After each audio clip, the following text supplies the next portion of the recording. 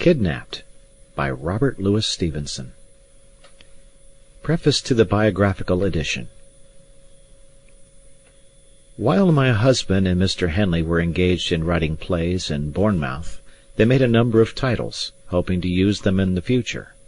Dramatic composition was not what my husband preferred, but the torrent of Mr. Henley's enthusiasm swept him off his feet.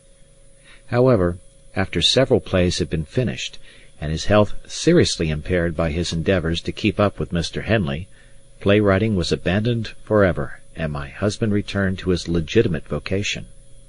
Having added one of the titles, The Hanging Judge, to the list of projected plays now thrown aside, and emboldened by my husband's offer to give me any help needed, I concluded to try and write it myself. As I wanted a trial scene in the Old Bailey, I chose the period of 1700 for my purpose, but being shamefully ignorant of my subject, and my husband confessing to little more knowledge than I possessed, a London bookseller was commissioned to send us everything he could procure bearing on Old Bailey trials. A great package came in response to our order, and very soon we were both absorbed, not so much in the trials, as in following the brilliant career of a Mr. Garrow, who appeared as counsel in many of the cases. We sent for more books, and yet more, still intent on Mr. Garrow, whose subtle cross-examination of witnesses and masterly, if sometimes startling, methods of arriving at the truth seemed more thrilling to us than any novel. Occasionally other trials than those in the Old Bailey would be included in the package of books we received from London. Among these my husband found and read with avidity The Trial of James Stewart, in Aucarn, in Durer of Appin, for the murder of Colin Campbell, of Glenure, EFQ, factor for His Majesty on the forfeited estate of Ardfield. My husband was always interested in this period of his country's history, and had already the intention of writing a story that should turn on the Appin murder.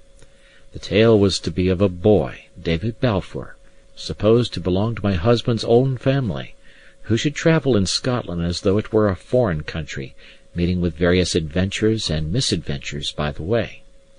From the trial of James Stewart my husband gleaned much valuable material for his novel, the most important being the character of Alan Breck. Aside from having described him as smallish in stature, my husband seems to have taken Alan Breck's personal appearance, even to his clothing, from the book.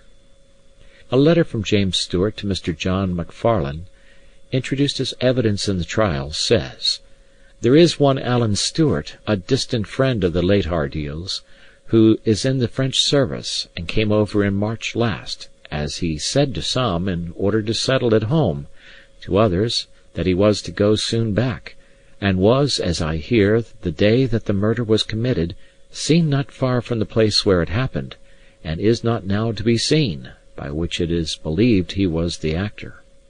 He is a desperate, foolish fellow, and if he is guilty, came to the country for that very purpose.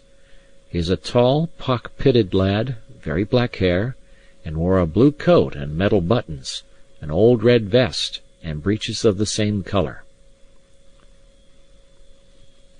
A second witness testified to having seen him wearing a blue coat with silver buttons, a red waistcoat, black shag breeches, tartan hose, and a feathered hat with a big coat dun-coloured, a costume referred to by one of the counsel as French clothes, which were remarkable. There are many incidents given in the trial that point to Alan's fiery spirit and Highland quickness to take offence. One witness declared also that the said Alan Breck threatened that he would challenge Ballyviolan and his sons to fight because of his removing the declarant last year from Glendurer.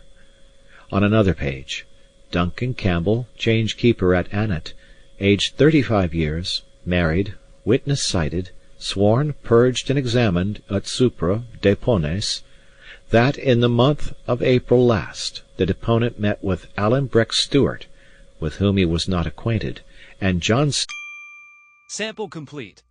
Ready to continue?